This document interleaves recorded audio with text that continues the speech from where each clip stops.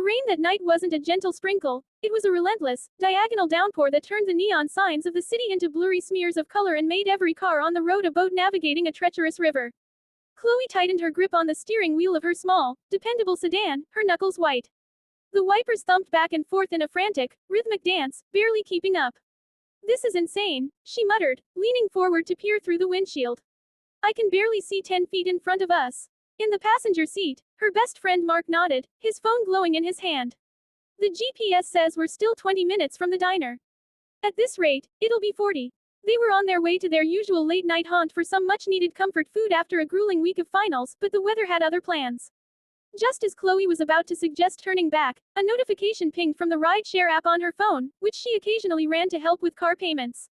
A new ride request. The pickup was just 2 blocks away, at a bus stop that offered no shelter, and the destination was clear across town. "You've got to be kidding me," Mark said, reading the screen. "In this, you should decline it." Chloe bit her lip, her eyes drifting to the map. The little pulsing dot representing the passenger was isolated. She imagined someone standing there, drenched and desperate. "It's just 2 blocks, Mark. We can't leave someone out in this." Mark sighed, but he knew that tone. It was Chloe's, "I'm going to do the right thing," tone. He simply nodded. "Okay, but if they track mud all over your floor mats, you're cleaning it." She managed a small smile and accepted the ride. 2 minutes later, they pulled up to the designated bus stop. Through the watery curtain of rain, they saw a figure huddled under the feeble awning, a large, worn-looking backpack at their feet. Chloe flashed her headlights. The figure straightened up, hoisted the backpack, and made a run for the car, yanking open the back door and collapsing onto the seat in a flurry of damp clothes and heavy breaths. "Thank you," a woman's voice gasped, deep and slightly raspy. "I didn't think anyone would come." As Chloe pulled back into the sluggish traffic, she glanced in the rearview mirror. Their passenger was an older woman, perhaps in her late 60s. Her silver hair was plastered to her forehead, and her clothes, though soaked, were neat, a simple trench coat over a dark-colored dress. But it was her eyes that caught Chloe's attention. They were a startlingly clear blue, and they held a depth of calm that seemed completely at odds with the storm raging outside. She wasn't frantic or flustered, she was simply present. "Rough night to be waiting for a bus," Mark said, turning slightly in his seat to offer a friendly smile. "The buses have stopped running on this route due to the flooding," the woman explained, her voice calm. "My name is Eleanor. I'm Chloe, and this is Mark. We're glad we saw your request. It's brutal out there." For a few minutes, the only sound was the drumming of rain on the roof and the steady swish of the wipers. The city crawled by outside, a ghostly panorama of blurred light and shadow. The atmosphere inside the car was heavy with the smell of wet wool and the quiet unease of strangers sharing an intimate space. It was Eleanor who broke the silence. "You two have been friends for a long time," she stated, rather than asked. Chloe and Mark exchanged a surprised look. "Since freshman year of college," Mark confirmed. "How did you know?" "The ease," Eleanor said simply. "The way you bicker without any real heat. It's the language of old friends." Chloe smiled, relaxing a little. "He's the brother I never had, and the one who always tells me when I have spinach in my teeth." "A vital role," Eleanor said, a hint of a smile in her voice. She looked out the window at the passing city.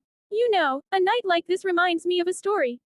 An old one, from a long time ago. About a night much like this, when a simple car ride changed everything." Intrigued, Chloe adjusted the rearview mirror to see Eleanor better. The older woman's gaze was distant, lost in memory. "It was the winter of 1973, Eleanor began, her voice taking on a storyteller's rhythm. "I was about your age, traveling across the country by myself. My car, a temperamental old thing, gave out on me in the middle of nowhere, Nebraska, during a blizzard. I was stranded at a lonely gas station, sure I was going to freeze right there." She paused, the memory vivid in her eyes. "A trucker, a man who didn't say more than 10 words the whole trip, offered me a ride to the next town. He was gruff, smelled of coffee and diesel, and I was terrified. But he drove through that whiteout for hours, got me to a motel, and even paid for my room for the night. He left before I could even properly thank him. I never even knew his name." The car was silent, save for the storm outside. Eleanor's story had cast a spell. "Why are you telling us this?" Mark asked, his voice softer now. Eleanor turned her clear blue eyes towards them. "Because that one act of quiet kindness from a stranger shaped the entire course of my life. It taught me that help often comes from the most unexpected places, and that we are all connected in ways we can't always see. It made me want to be that person for someone else. I spent my career as a social worker because of that nameless trucker." Chloe felt a lump form in her throat. The simple, profound weight of the story settled over them. It wasn't a dramatic tale of adventure, but one of quiet humanity, and it was more powerful than any blockbuster movie. That's incredible, Chloe whispered. It's just life, Eleanor said. We pass it on. We rarely get to see the ripple effect of a single good deed, but we have to trust that it's there. The conversation flowed naturally from there. Eleanor asked them about their lives, their studies, their dreams. She didn't offer unsolicited advice, but listened with a focus that made them feel like they were the most interesting people in the world. They found themselves telling her things they hadn't even discussed with each other. Chloe's secret fear of not being good enough for medical school, Mark's dream of writing a novel instead of going into business as his family expected. Eleanor listened, and then she said, fear is a passenger in every car. You can either let it drive, or you can acknowledge it's there and keep your own hands on the wheel. And as for dreams, the world has enough businessmen. It could always use another storyteller. Her words weren't preachy, they were gentle, firm, and felt like truth. After what felt like both an eternity and a single breath, the GPS announced they were approaching the destination, a quiet, well-kept apartment building on the outskirts of the city.